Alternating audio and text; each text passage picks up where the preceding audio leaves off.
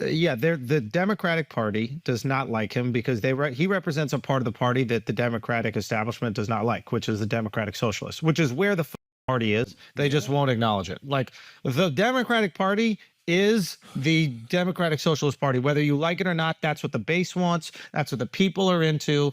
And the old establishment is not what they're into. Honestly, that's what America wants. And you know why I'm going to tell you the link. Bro, look at this. Look at this. Look at this conversation that's taking place. And people were trying to tell me that Zoran Mamdani's victory would not change discourse dramatically. Okay, that's so funny. That he was using, and we had this conversation on Breakfast Club, because I'm like, yo, Democrats, y'all can come up with names for everything, right? Yeah. Pregnant people, all that, like, right? Yeah. But you can't come up with a better term for socialism. So when he uses the term affordability, and he just talks about how things aren't affordable, that resonates with everybody. Mm-hmm. Our campaign is one that sees this city under attack in two ways. An affordability crisis on the inside. We're the most expensive city in the United States of America. 1 in 4 New Yorkers are living in poverty. The rest are living in a permanent state of anxiety about whether they can keep affording this city.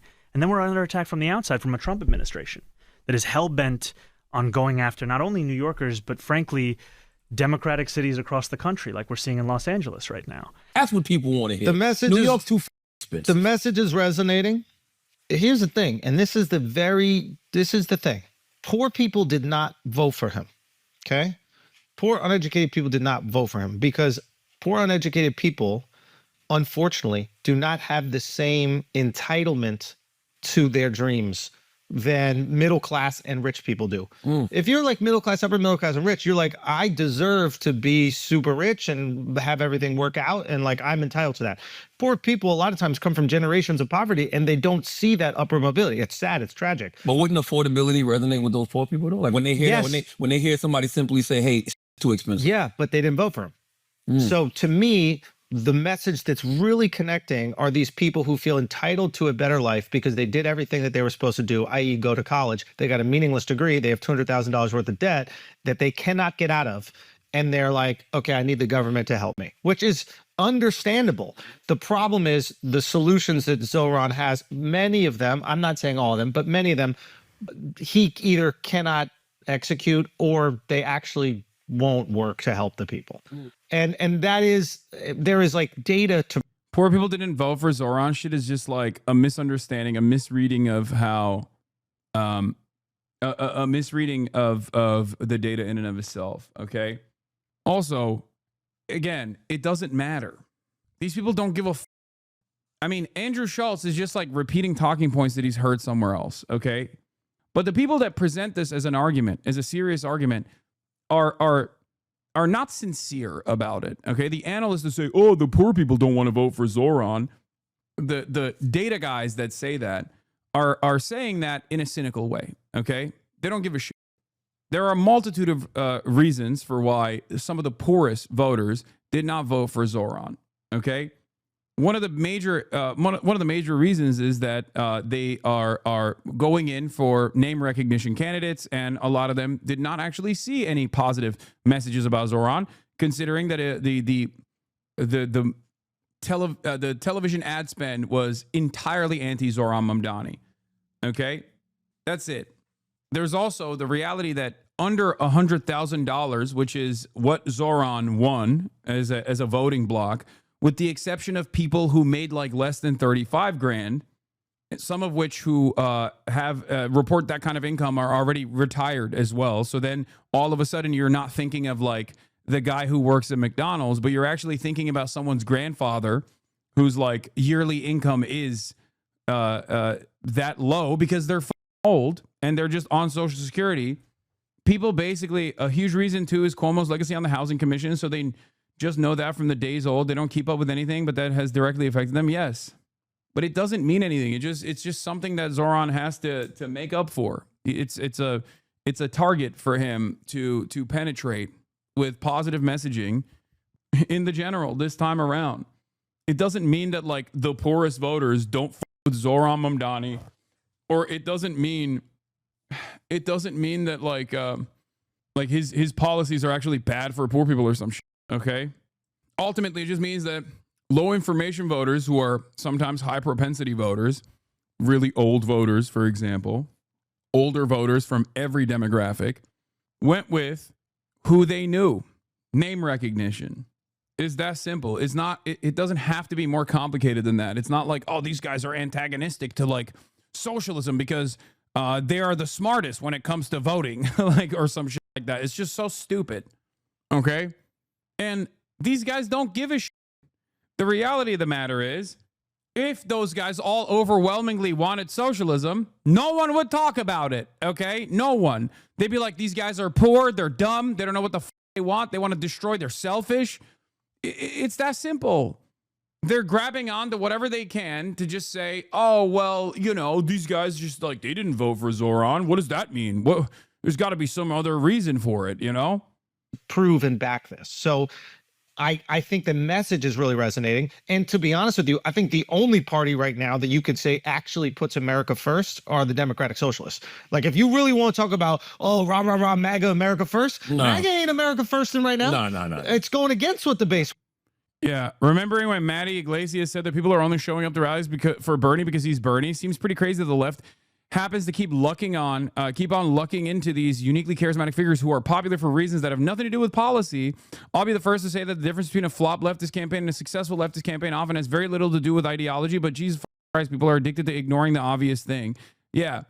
I say every Democratic consultant that keeps repeating the stupid take that Zoran won because he's charismatic and great on social media discount the real reason why those qualities work in his favor. It's his policies. Bernie Sanders is also a beloved figure. He's 80 years old. But it's just funny because people like don't want to understand that. People don't understand that like the fundamental driver of a politician's campaign are his policies. You don't go to McDonald's because you want to Ronald McDonald. You go to McDonald's because you want to eat a Big Mac. Okay, sure, marketing plays a role, but if you didn't actually like the chemical compounds that they're cooking up in a laboratory that specifically tickle your taste buds in a way where you want to eat that burger over and over again, you would never go to McDonald's. Holy it's so stupid. It is so dumb. People just like, I don't understand. You don't do this in any other, you don't do this for any other reason. Okay? American analogy would be like, imagine hamburger. Yes, I have to do that because I am talking to Americans. Okay? I'm talking to Americans. And people that say, well, what about Trump? Don't realize Trump is offering people something. He's offering them change. He might be lying about it, but he's at least making a compelling case for how different he is going to be than everyone else. Do you understand? For Trump, the hamburger he's serving is trans people. We're going to kill every undocumented migrant. We're going to force them out of this country. Okay? And also, we're going to destroy the way things have existed that you haven't succeeded in. The previous way of doing business and doing politics has demonstrably failed for you, the average working class individual. So I'm presenting an alternative. And people looked at that and went, okay, well, I don't want business as usual. I want this new thing. I want to mallet through the institutions because the institutions have never represented my interests. Yeah. And yeah, the only thing that the Democrats have done is basically just like, I guess, try and act as though this is a real issue with the gerontocracy, which it is. Gerontocracy is a problem for sure. But once again, I go back to my argument about Bernie Sanders. Bernie Sanders is 954 years old. Okay. Bernie Sanders is not a uniquely telegenic figure. Bernie Sanders is not a uniquely charismatic figure. He's not a once-in-a-lifetime candidate. He doesn't have the same level of charisma that Obama did. Bernie Sanders is successful and popular and beloved because he has spent a lifetime hyper-focusing on the policies.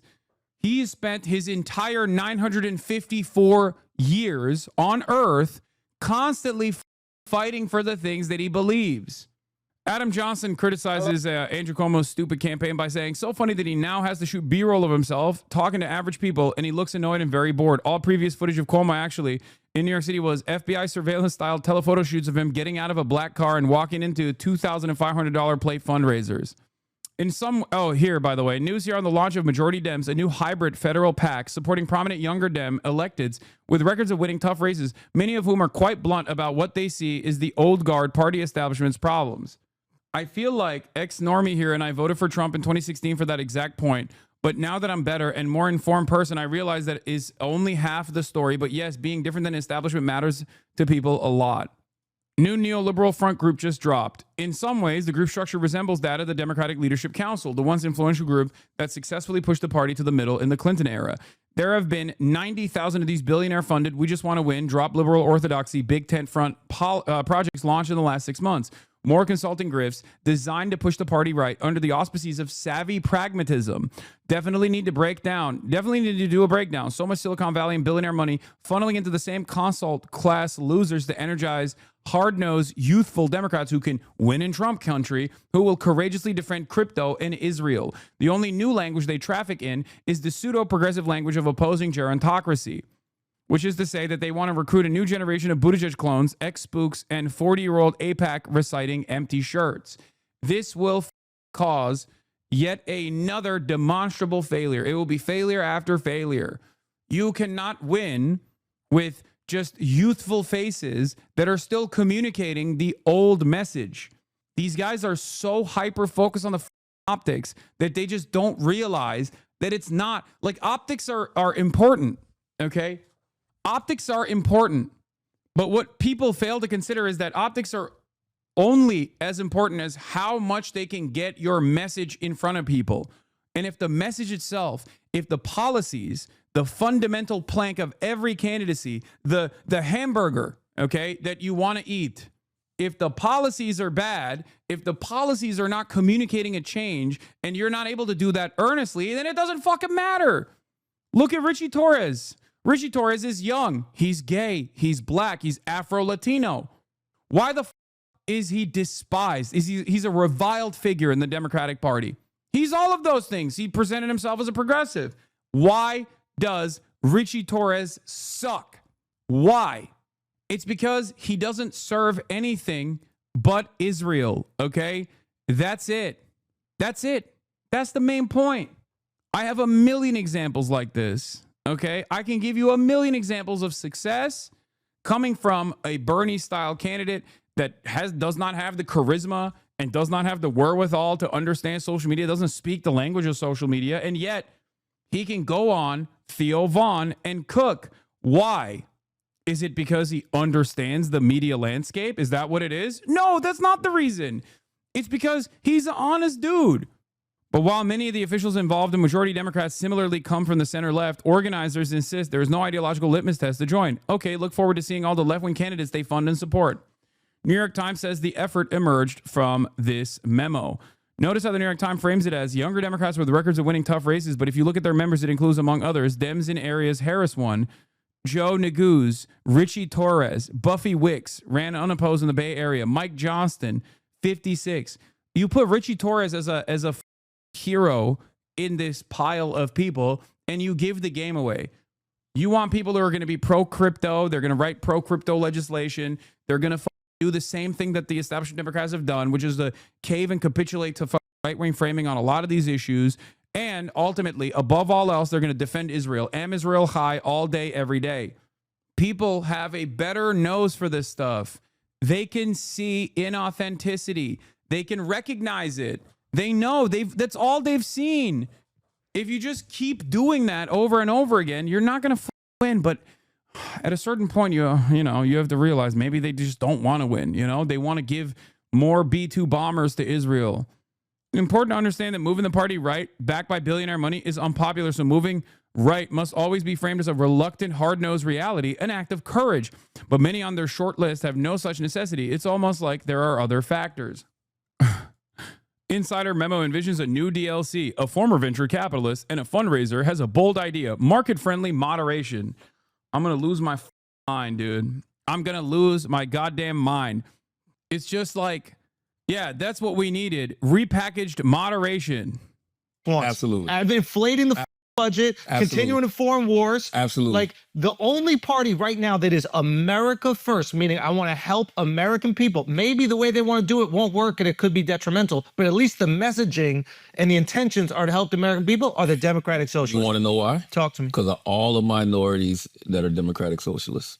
blacks, the Latinos, the gays, because those are the people who really believe in what America says it is. I think Democratic Socialists are a bunch of like college-educated white kids. I think that's what it is. That's not true, man. That is not true. That's part of it. That's part of the coalition. But Charlemagne is right. Charlemagne doesn't mean that these guys are like card-carrying socialists. He's just saying that the values that the Democratic Party is supposed to defend are values that people have to care about because they are those people. Democrats say they care about racial inequality, right? Yeah, if you're black or brown, you have to care about racial inequality. It's a part of your existence. That's it. It's a part of your existence. You have to care about it. It's a necessity for survival. Of course you care about it. That's what Charlemagne is talking about when he says, like, the Democratic Socialists and the Democratic Socialist candidates, many, by the way, not a single one of them is white, for the record, weirdly enough. I don't know why Andrew Schulz is talking about that. Not that it matters. They could all be white. I don't give a shit, okay? I care about policies. I don't care about the aesthetics. I care about people's background as long as their background has shaped their worldview to earnestly communicate progressive causes, to earnestly say, look, my experience as a black person has led me to arrive at this conclusion that racial inequality is an issue. It's one that we have to solve. That's what I care about, okay? I don't give a shit if it's a white person that is actually also on board with this cause or if it's a black person that's on board with this cause.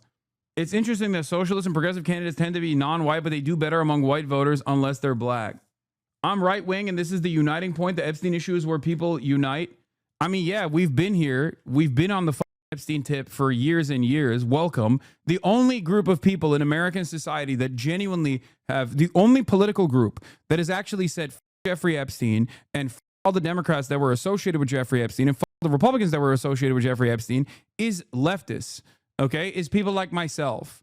A lot of right-wingers, I believe, are slowly going to come to the recognition that their favorite political commentator has simply used Jeffrey Epstein as a way to talk about how conspiratorial they are, or they weren't actually on board.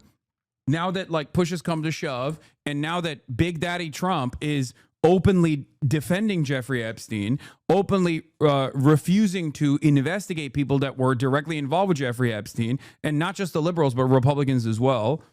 Hopefully you will. Hopefully this will be a change for you. Hopefully you will recognize that there are a bunch of other issues that we have talked about beyond Jeffrey Epstein that we were right on as well. That many of these people have like cynically launched criticisms against.